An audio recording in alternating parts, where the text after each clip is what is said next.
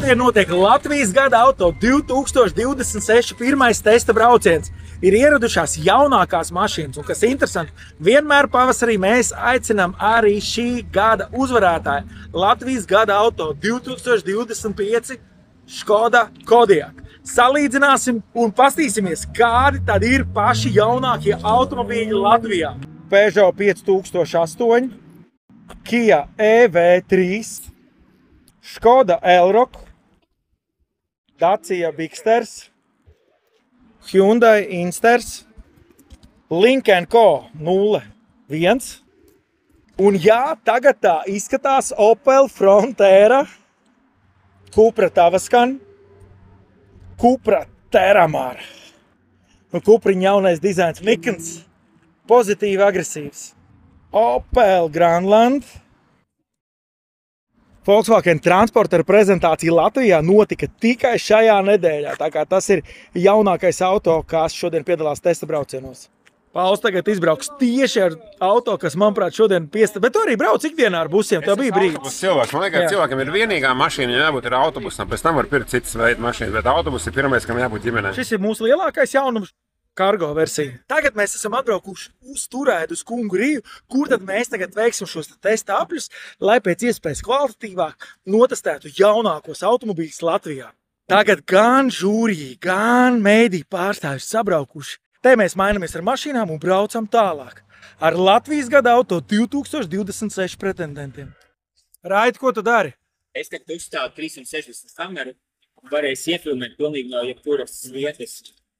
Šoreiz mums ir, mēs jau smējāmies, praktiski visi ir crossover veidīgie, nav neviena tāda parasta zema limuzīna veidīgā vai hatchback veidīgā. Tā ka visi tādi nosacīti augstas mašīnas un diezgan līdzīgas arī pēc cenas un pēc tās mērķa auditorijas. Tā daudzas ir līdzīgas, tā ka ir interesanti. Ļoti daudz emocijas, ļoti daudz iespaidi, ļoti daudz visa kā, un es nezinu vēl, ja man būs vēl 4 mašīnām jāizbrauc, vai es atcerēšos vispār, kāda bija pirmā mašīna, ko es izbraucu. Jā, bet Būsiņš bija. Jā, Būsiņš bija otrais. Būsiņam nepatika stiklāti. Jā, stiklā apsilde.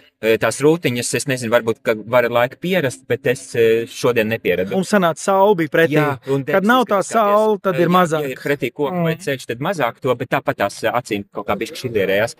Bet pasākums baigi foršais. Es ceru, ka uz nākamajiem pasākumiem arī uzaicinās, tāpēc, ka tiešām ir iespējīgi, ka tu dabū vienlaicīgi ar daudzām mašīnām patestēt un uzreiz tu jūtu atšķirību. Jo, ja mašīna ir patestēta tur pēc nedēļas vai pēc mēneša kādā citā, tu jau aizmirst, kā bija iepriekšējā. Šeit tu momentāli to jūti. Tu iekāp vienā, iekāp otrā, kas tev kārtiņ, tas racina. Pieredze, piemēram, automašīnu Link, kas vispār nebija redzēta. Nu, jā, Ķīnas auto. Jā, Ķīnas auto. Salons ļoti ērts, ļoti varētu braukt tālā. Es domāju, ka savā cenu kategorijā viņš būs baigais konkurents pārējiem, tāpēc, ka tiešām komfortabls. Pirmie vispilgtākie iespaidi no tām mašīnām, ko man izdevās izbraukt, bija Cupra Terramar. Bija ļoti pārliecinoša gan vadības ziņā, gan jaudas ziņā. Tas bija tāds jaunais Volkswagen kravas busiņš. Bija šobrīd jau ļoti labi, var teikt, aprīkots priekš darba mašīnas, un tāds ļoti patīkams bija atpakaļ gaitas tātad spogulis salons centrā, bet tas bija ar videokameru, un tātad varēja ļoti labi redzēt, kas notiek aizmugurē, un tas ļoti paaugstina drošību. Peugeot 5008 hibrīdam, man liekas, tā iekšējā apdare. Dizains, kā vienmēr, ir augstā līmenī, bet tā kvalitāte, manuprāt, ir ļoti tāda vienkārša. Kia EV3, kā tev šis korejiešu brīnums? Ļoti patīkams. Viņš tā kā tādā interjera salonā AF līdzīts izvēlēties. Viss tāds gaišs, skaists un sola brīnišķīgi nākotnē. Elektroauto nīdēja, kura čīkst viņam vai to lielo nobraukumu. Te ir gan normāla cena, gan normāls nobraukums, gan brīnišķīgi ērts, patīkams interjers, moderns dizains. Kia, man liekas, mašīna, kurai labs vārds Latvijā jau pēdējos 20 gadus, tā kā es tu neredzu nekādu bāžu pastīties uz šito mašīnu. Pat ja tev vienkāršāk mašīna, nevis tīra elektriskā mašīna. Man patika abi divi tie aziāti. Man patika Hyundai un Kia man patika. Viņam ir tāds savs pēckaunīgs dizains, kura neatgādina neko. Piemēram, kaut kas tur Renault tēlo 80. gadu Renault Vanapī taisās pakaļ. Bet šitie paņēmuši pa svaigu skatu. Interesanti mašīna, speciāli būvēta elektrībai, nav kaut kas tur nokopēts no kaut kā cita. Un abi divi ir tādi ļoti labi Tas Hyundai vairāk tāds urbānais autiņš, bet Kia jau ir tāds, ka arī, ja tev ir rada Liepājā, tu ļoti labi aizsniegt. Kam ir mazlitrāži benzīna motori, tie tāds spīdzināmi aparāti, tur nav nekāda resursa. Tas nav forši. Ir mašīnas, kurām diezgan dīvainās vietās ir kaut kā tie ātruma pārslēgi un starta pogas, kurus tu īsti nevar nolasīt. Tur šobrīd tā konvencija ir izjukusi. Ja mums, piemēram, Eiropā visi 220 štepseļi ir vienādi, tad mašīnā šobrīd, kur atrodas tā drive reverse poga, ir milzīga improvizācija, ko tu nekad nevar saprast, kas traucē ar īres mašīnām. Start stop pogi, vai nu ir, vai nemaz nav, vai vēlcīgi, kur viņi ir.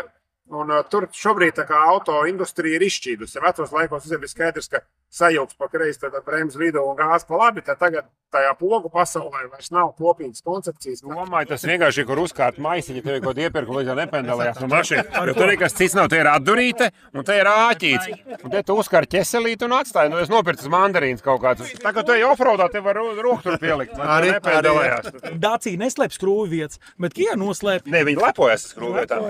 Viņi ieliek vēl lielāks roka krustiņu. Kā ar katru gadu mums arvien vairāk un vairāk elektroauto paliek. Īpatsvar ziņā no visiem dalībniekiem. Protams, mēs arī tad diskutējam, vai šogad nebūs gadījumā tā, ka pirmā vieta būs kādam elektromobīlim. Bet pagaidām mums ir tagad pirmais vasaras brauciens, vēl priekšā ir rudens. Un, kā saka, cāru skaitu rudenī, tāpēc, kad rudenī parasti mums ir lielākais jaunais modeļu pieplūdums. Bet jau šobrīd starp elektromobīļiem mums ir diezgan tāda spēcīga konkurence. Viens no apspriestākajiem auto šodien ir Hyundai Instars mazais. Un atšķirībā no citām mazām mašīnām, kas ir forši, tam var tiešām plaši transformēt salonu. Ja, piemēram, tādam Renault 5, kas ir mazais elektromobīls, viņam tik cik tas bagāžnieks ir mazs, tik viņš ir mazs. Savukārt tādam Instaram, tu vari bīdīt aizmugurējo sēdekļa rindu, iegūt plašāku bagāžnieku. Vai arī tev aizmugurē sēž kāds garāks cilvēks, pabīdi vienu sēdekli otrajā rindā uz atpakaļ, tu iegūst otrajā rindā daudz vietas. Tu vari visu sēdekļu atzeltnes, ieskaitot arī abu priekšējo sēdekļu atzeltnes molocību. Tu vari vest garu krāvu, tu vari pa nakti gulēt, ielikt matraci. Tik mazā mašīnā, tik praktiski viss pārdomāts, tas mūsdienās ir pilnīgs retums. Tāpat no elektriskajiem, Škoda vienmēr ir spēcīgs konkurence. Šoreiz mums ir Škoda Europs. Tas ir mazāks nekā jau pazīstamais Enyaqs. Ko Škoda lepojās, kad tas Škoda Europs maksā elektriskais, 100% elektriskais tikpat, cik tādu pašu gabarītu iekšdedes Škoda, kas ir Karoks. Tā kā ir reāls iespējas arī elektromobīļiem šogad cīnīties par pirmo vietu, jo cenas ziņā tie kļūst pieejamāki. Un neskatoties arī, teiksim, ir vai nav valsts atbalsta. Patika Cupra. Cupra patika Renault 5, bet viņš it kā nepiedalās šodien, bet viņš patika riktīgi. Kas vēl mums bija Škoda. Škoda interjers ļoti patīk. Škoda elektriskie visi, kas mums nāca. Opelīte bija izbraucis. Opelīts patika, bet tas interjers tāds uz, kam patīk, kam nepatīk, bet es labāk pieturos tomēr pie Cupras. Cupras dizains man gan patika. Kā pati testa diena? Ko tā dod? Testa diena super. Dod uzreiz izbaudīt no viena automobīļa otrajā, iesaisties, paskatīties, ko ražo, kas ir moderni, kas nav, pie kā mēs ejam. Visas tehnoloģijas viens no otras kaut ko špiko, kāds kaut ko taisa savādāk, to uzreiz var pamanīt un redzēt. Latvijas gada auto testa diena ir veiksmīgi noslēgusies. Palikuši ir vēl daži posmiņi, bet jau braucam uz tirdzniecības centra malls, kur tad arī aprunāsim kopsavilkums, kā kurš auto patika, bet pats galvenais atceraties. Nākat uz gadaauto.lv mājaslapu un fórumā lasat konkrētā auto atsauksmes. Opel Frontera, pilnīgi jauns auto. Kur vēl kaut ko var uzzināt Latvijā par to? Gadaauto.lv. Paldies visiem dalībniekiem! Ar to arī šīs dienas testa brauciens ir beidzies. Tiekamies 9. augustā, kad būs jauni pretendenti, un atgādinu, ka konkursā Latvijas gada auto drīkst pieteikt tikai jaunus automobīļus. Un skaties tiešraidi 18. decembrī, kad uzzināsim, kurš uzvarēja.